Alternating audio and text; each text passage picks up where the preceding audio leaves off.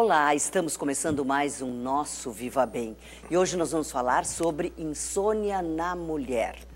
Cuidado, a insônia pode ser o sinal de um risco de doenças como a depressão e que, segundo a Organização Mundial da Saúde, será a doença mais comum no ano de 2030. Atualmente, o Brasil é o país que mais consome antidepressivos no mundo, tendo sido consumidos em 2012 42 milhões de caixas de remédios. Para falar sobre esse assunto, eu converso agora com o médico neurologista e geriatra Matheus Roriz da Cruz. Ele é do Hospital de Clínicas e professor adjunto da Faculdade de Medicina da URGS, a nossa Universidade Federal do Rio Grande do Sul. Doutor Matheus, é um prazer lhe ter no programa para falar mais uma vez aqui conosco e agora sobre esse assunto tão pertinente, sobre a insônia no nosso gênero, para as mulheres, que é muito mais intensa do que para os homens. Nós já vamos conversar sobre isso logo depois. Mas, doutor, o que é, afinal, a insônia? É não dormir um pouquinho de noite? É passar a noite se acordando? Como é que a gente classifica a insônia? Perfeito, Isabel. Então, a insônia trata-se de um distúrbio que pode ser primário ou secundário, né? Ou seja, a pessoa pode ter uma insônia e não ter nenhuma outra doença psiquiátrica ou cerebral associada, ou ela pode ter uma insônia associada a alguma dessas doenças, né? O que é insônia? Insônia, vamos começar pela definição mais simples. Insônia é, o mais simples possível, não dormir bem o suficiente para estar bem disposto, por exemplo, para trabalhar no outro dia. Aí o senhor já deu uma dica fundamental, o suficiente, que para mim não é igual do que para outras pessoas. Exatamente, perfeito. Então, cada um de nós, assim como algumas pessoas necessitam comer mais, outras menos, tem um metabolismo mais acelerado, mais lento, etc., no popular, como se diz, também algumas pessoas precisam dormir mais do que outras. Mas mais importante ainda do que o tempo dormindo é a questão da qualidade do sono, né? Okay. Então, muitas vezes a pessoa tem vários despertares noturnos, como por exemplo na síndrome da apneia do sono, né, um indivíduo muito obeso, que ronca, tem despertares frequentes, não entra no sono profundo, no sono REM, ele pode até passar 10 horas dormindo, 12 horas dormindo, ele vai ficar sonolento e com a diminuição da capacidade de concentração durante o dia. E isso vai aparecer exatamente durante o dia, quando ele cochila, quando ele tem uma facilidade de se desconcentrar também. Isso, quando ele ficar parado, por exemplo, aguardando algo acontecer, por 10 minutos, por exemplo, ele pode começar, né, a cochilar. Okay. Isso especificamente na síndrome da apneia do sono, mas em outras situações, a síndrome da apneia do sono não necessariamente é uma insônia, mas em termos de qualidade, sim. Okay, em termos de qualidade do sono, funciona como se fosse. Em qualquer insônia, o indivíduo ele vai acordar com a sensação de que não foi suficiente o sono, cansado, e a produtividade no trabalho e na vida social também do indivíduo vai diminuir. Tá. E tem uma relação, porque nós mulheres, me parece, não sei se eu estou falando correto, somos um pouquinho mais ansiosas que os homens. A ansiedade e insônia. Toda pessoa insone é um ansioso? Não necessariamente, Isabel. Existe uma tendência, né? Então, claro que se eu sou ansioso, eu tenho mais dificuldade em pegar no sono por uma série de motivos. Fico pensando nas preocupações do dia, o que é que eu tenho que fazer no outro dia, etc. Em relação à questão de gênero, as duas únicas diferenças verdadeiramente importantes são que a insônia como uma manifestação de depressão é mais comum na mulher, porque a mulher tem aproximadamente uma chance 3 vezes maior de ter depressão, né, do que o homem. E a síndrome da apneia do sono, pelo menos até recentemente, pela obesidade, pelo fato de a obesidade ser mais comum em homens, né, especialmente essa obesidade central, abdominal, ela tende a ser mais comum em homens e portanto, homens têm mais chance de ter a diminuição da concentração durante o dia, né, devido à apneia do sono se eles foram obesos, né? Mulheres obesas, claro, também. Claro, claro. Mas vamos falar então aí de um trio que é fundamental: insônia, ansiedade e depressão. Porque a população em geral mistura muito as coisas, né? Claro. Está ansioso, já diz que está depressivo, ou está depressivo e não qualifica como depressão. Isso. E vai se... Perfeito. Né? Perfeito. Vamos fazer essa tríade, claro. Vamos falar dela? As pessoas podem ter apenas ansiedade, podem ter depressão, que frequentemente vem associada também com ansiedade secundária, né? E a insônia pode estar neste meio, né? Mais, né, para uma depressão, mais para uma ansiedade, ou frequentemente a pessoa tem ambos, tem depressão, ansiedade e insônia, né?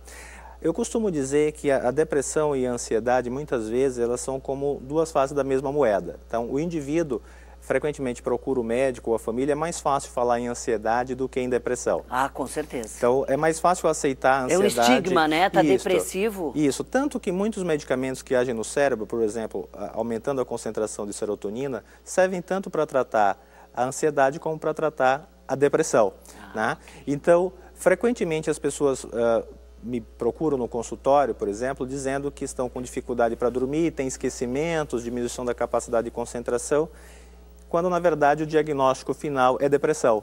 Trata-se a depressão com antidepressivo e a pessoa melhora não só da insônia, mas também se ela tiver dores musculares, entre aspas, psicossomáticas associadas à depressão também vai melhorar, alterações do apetite para mais ou para menos. Então, muitas vezes a insônia, ela faz parte das alterações, nós dizemos, do sistema nervoso autônomo, né, associadas à depressão. Certo. Assim como alteração no apetite, frequentemente dores no corpo, como na fibromialgia, tem uma associação muito forte com diminuição da qualidade do sono e depressão. Né? Claro. E isso é igual para mulheres idosas ou para mulheres mais jovens? Porque quando a gente passa dos 60, a vida fica um pouco diferente. Até os 50 a gente segura, quase igual, doutor.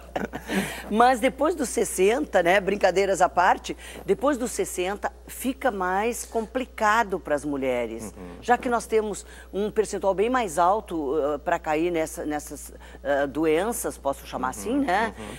De que isso afeta mais mulheres idosas ou é mesmo nível para mulheres mais jovens? Então, o que acontece com o envelhecimento, isso sim é fisiológico, não necessariamente a doença, existe uma maior fragmentação do sono, né? Então a pessoa ela acorda mais durante a noite e ela vai tender então a passar mais tempo na cama, mesmo que o tempo total de sono não necessariamente aumente ou até possa diminuir. Então o sono ele é mais fragmentado, né?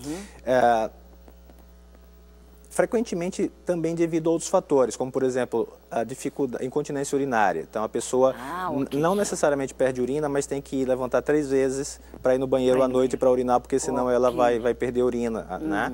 Então, dentre outros fatores, como dor, por exemplo, então dor crônica, né, fibromialgia ou devido a outra natureza, dores na coluna, por exemplo, podem também fazer com que a pessoa mais idosa tenda a acordar mais durante a noite, mesmo que ela não necessariamente se dê conta sempre desses micro despertares noturnos.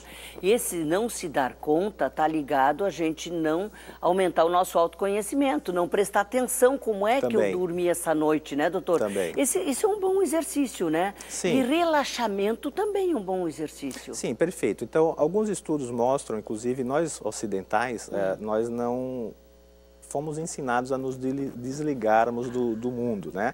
Os orientais conhecem bem, né? Conhecem muito bem e sabem fazer isso sabiamente, né? Isso. Então, por exemplo, alguns estudos sugerem que indivíduos que aprendem como meditar, por exemplo, eles que têm insônia, eles têm maior facilidade em dormir, dormem mais rápido quando eles aprendem a fazer meditação do que indivíduos que não, insônios que não aprendem a fazer meditação. Então, é uma forma de nos livrarmos dos problemas do dia a dia. Eu vou dormir, eu vou me concentrar para dormir. Não é muito diferente da nossa tradição ocidental, lá das ovelhinhas pulando lá da Europa. Contar ovelhinhas, né? Da ovelhinha, contar ovelhinhas. Não deixa de ser uma forma de atenção concentrada, né? Meditação não é propriamente isso, mas isso serve para relaxar a mente, digamos assim, e facilitar a entrada no sono. Agora o senhor falou de uma coisa que eu lembrei dos meus filhos pequenos, que faz muitos anos, mas que eu contava uma historinha quando eles estavam muito agitados para dormir, eu contava a historinha assim dos coelhinhos, aí vinha o segundo coelhinho, aí vinha o terceiro coelhinho, e dormiam. Uma certa rotina Uma monótona. rotina na história e eles perfeito, dormiam. Bom, mas eu quero pegar uma questão que o senhor disse que eu acho importante. importantíssima, que é a questão de, assim, fica mais tempo na cama. E eu vou falar agora para as minhas amigas que já passaram dos 60, né? Que tem gente que diz assim, eu não levanto antes das 10. Aí eu pergunto, mas tu dormes até as 10 da manhã? Não, eu não durmo, mas eu não levanto. Esse ficar na cama não é mais prejudicial do que benéfico, doutor? Então, Isabel, o que a pessoa tem que fazer é, se ela morar em apartamento ou uma casa segura, cortinas abertas. Então, dia a dia, noite a noite, né? Então, a civilização tem alguns problemas e um dos problemas é sair da natureza. Só que nosso organismo ele evoluiu na natureza. Então, ele evoluiu para entender que quando amanhece, né? Então o cérebro vai perceber a luz do sol, que é diferente da luz artificial, sim, e vai estar avisando o organismo que dali a 12 horas aproximadamente vai começar a escurecer. Uhum. E que 4 ou 5 ou 6 horas após o início, né, do escurecer da noite, nós vamos nos preparar para dormir.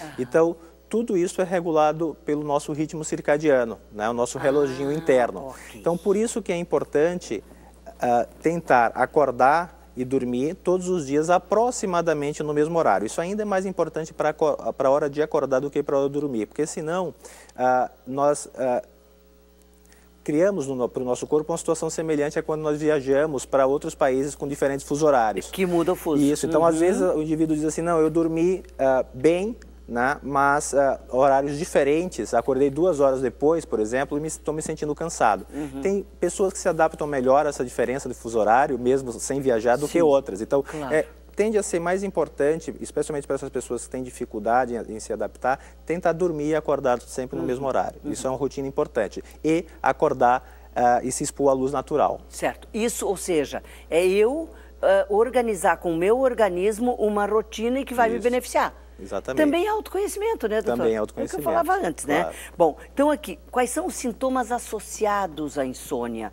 Vamos pegar essa questão, né? Que indicam depressão. Pode ser, assim, uma labirintite, pode ser tonturas. Isso já é um sinal? Então, alterações de peso para mais ou para menos associadas a uma diminuição do ânimo, né? Um desânimo, né? A pessoa passa a ter aquilo que ela gostava de fazer, ela já passa a não gostar mais, né? Frequentemente tende a ficar mais em casa. Pessoas de meia idade para frente, mas mesmo jovens, inclusive, começam a ter dores no corpo, diminuição da velocidade do raciocínio, especialmente mais notável nas pessoas mais idosas, pode começar a ter esquecimentos, né? Então, uma série de fatores associados à alteração neurovegetativa, ou, para usar um termo mais moderno, associado ao sistema nervoso autonômico, de regulação do corpo. Então, a depressão, ela vai causar insônia e mais isso tudo numa combinação possível naquele indivíduo em especial. Eu diria que isso age em rede. Em rede. Ok. Isso. Nós vamos a um pequeno intervalo e nós já voltamos, porque o nosso espaço é bem curto aqui. A gente volta a falar com o Dr. Matheus Roriz para a gente saber mais como lidar com a nossa vida, que isso é importantíssimo.